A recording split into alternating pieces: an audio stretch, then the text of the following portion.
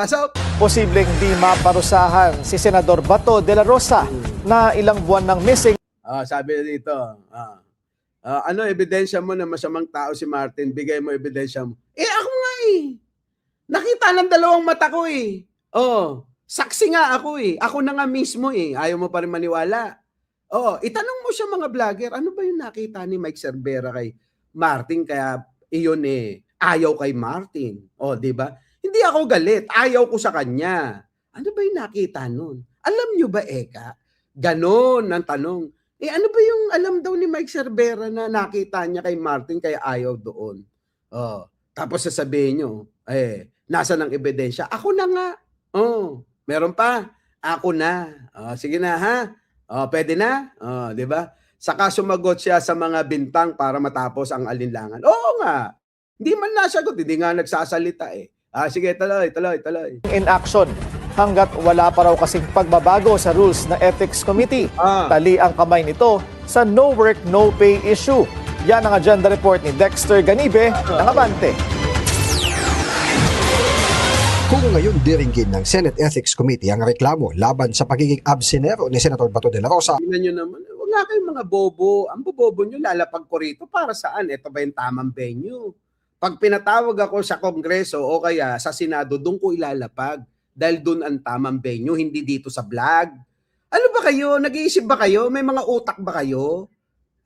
Itong mga Martinico na to, para rin kayong mga DDS, ano? Hindi rin kayong mga nag-iisip. Hindi ho tayo parehas ng pangunawa. Hindi ho. Oo, iba ako mag-isip, iba kayo mag-isip. 'Di ba? Bakit ko ilalapag dito? Di patawag ako sa Kongreso, doon sa may Senado, lalapag ko lahat ng mga kaalamanan. Kaya nga sinasabi ko sa iyo, isipin niyo maigi. Bakit walang makatira na vlogger sa akin? Bakit walang nagtatama? Bakit walang nagde-debunk? Kasi alam nila na marami kong alam. Alam niyo na. Hindi para ilapag ko rito, hindi dito ang tamang venue. Ang tatanga nyo rin ano. Sige tuloy. Maliligwak lang ito. Kasi nga wala po sa rules natin. You cannot find it anywhere in the rules about that issue on no work, no pay. Batay kasi sa rules. Paano mga kababayan? Kung ligtas si Marcoleta, mukhang si Bato, ligtas na rin. Ano po?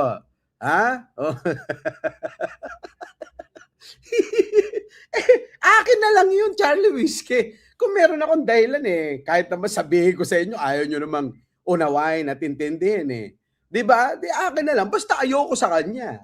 Dahil meron akong alam na personal. Ganon. Ng Ethics Committee, walang jurisdiction ang komite sa mga reklamo. Ramon Alicia Duran.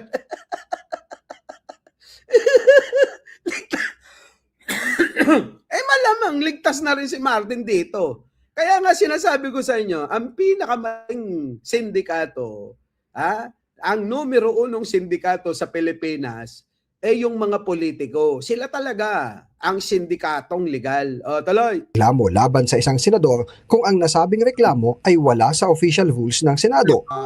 Sabi ni Ejercito, kung nais mag-prosper ang reklamo laban kay Bato, kailangan munang maamyandahan ang Senate rules.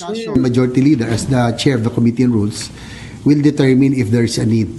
Kung meron siyang magpo-propose ng amendment, then it will be decided upon by the body. Kita niyo mga kababayan ko, nagagamit nila yung sariling batas na ginawa nila para malusutan lahat yung mga ginagawa nilang mga kalokohan. Diyan kayo tumutok. Oo. Kaya hindi rin malayo na si Martin, makaligtas din yan. Di ba? Di ba? Ito na. Sabi nga ni Arnold, hindi ba sakop ng civil service ang Senado? Sakop naman yan siguro. Kapag aamyandahan ng rules, kailangang may senador na magpapanukala nito. Pagdedebatehan sa plenaryo kapag nagka-regular session ng Senado. Mali ka, Charlie Whiskey. Ano ba yung si Magandang Mima, ayaw din kay Martin, di ba? Waray yun. Hindi! Abay, love na love niya si Martin. Oo, love na love niya yun. Ano ka ba? Mali ka dyan. Hindi. Love na love ni Mima si Martin Romualdez. Oo, di ba? Bago pagbobotohan ng mga senador. Ngayong araw, ang huling regular session at bukas ay simula na ng Lenten break.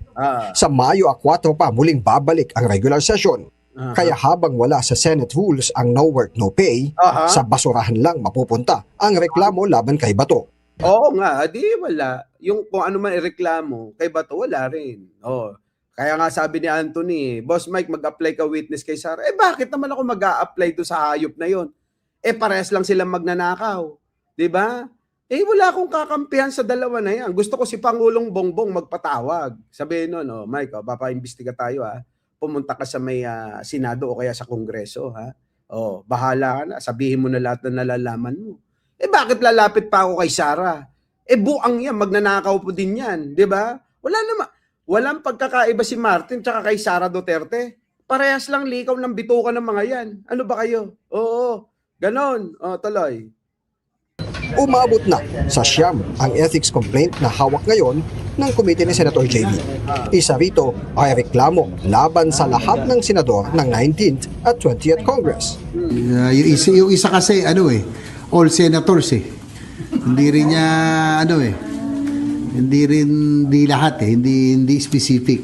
So, Sa madaling salita mga kababayan, wala rin, sa basurahan din daw mga kababayan, mapupunta ang reklamo laban dito kay Bato. Ngayon ang tanong, ganun talaga mga kababayan, ang sindikato, yung tinatawag nilang minority at saka majority, yan na ho yun, yung magkakalaban na sindikato.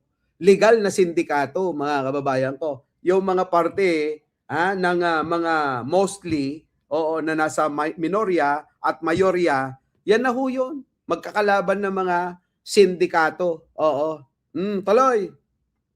we have to decide first. Kaya nga ayaw namin i-divulge yung mga pangalan kasi kung hindi naman siya complied with and frivolous, unfair, no? So kaya Unfair, may unfair kapag ka sa taong bayan, hindi unfair. Isaalang-alang nyo yung kapakanan ng taong bayan, hindi sa politiko. Eto naman si JB, Buti pa si Mona Luis, matalas ang pag-iisip. Kita nyo, tambaluslos at tambalustay. Di ba? Ganyan. Dapat ganyan mag-isip. Kayo talaga, Kayo naman, baka yung mga ibang dyan, mga nagko-comment dyan, yung mga nagtatago lang sa ibang pangalan, pero mga vlogger yan, ha? that's why I'm hoping that for understanding that we cannot divulge kasi kawawa naman yung iba. Hindi na dinetalye pa ni Ejercito kung ano ang laman ng reklamo laban sa lahat ng senador. Sabi ni Francis, sabi rin ni Francisco Umbak Jr., mismong partido-partido, yan po ang sindikatong legal. Tama! Oo, tandaan nyo mga kababayan, ang mga politikong yan, ang numero unong sindikato. Sindikato yung mga hayop na yan. Tulad niyan, saan na naman pupunta ito? Naggagastos-gastos lang sila sa pagtalakay ng mga reklamo labang kay Bato. Magagaya din naman kay Marcoleta, para saan pa, di ba? Sayang lang yung oras. Wala ho silang nagagawa. Imbis na gumawa na sila ng mga batas na makakatulong sa atin, wala ho Ang ginagawang batas, alam nyo, yung mga batas na makakatulong para sa kanila, para makapagnakaw yung mga hayop na yan, tulad ng idol ni Nabik.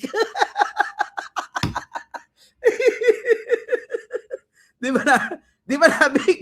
Di ba? Alam nyo, mga kababayan, kahit man tayo iba-iba tayo ng pananaw, opinion, panatilihin natin yung pagiging makatao, 'di ba? Pwede naman tayong maging rito di ba? Maging magkakaibigan na iba-iba ang pananaw. Ang pangit naman kung lahat tayo dito pare-pares lang ang pananaw. Wala na, 'di ba? Wala man lang spicy. Dapat sa pagkain kasi mga kababayan, kung plain na plain yan, wala. Hindi masarap. Kailangan meron talagang katulad nila Jay Sales, katulad nila Jojo Chavez, nila Nabik, ganyan. Dapat ganun, 'di ba? Para meron tayong masarap na diskusyon. Pero kapag tayo nag-aayunan na lang tayo rito, tigil na natin 'to. Wala na hong sabi nga sa Ilocos, awang ganas na, 'di ba? Wala nang ganas. 'di ba? Gloomy. Ito na. Pasok.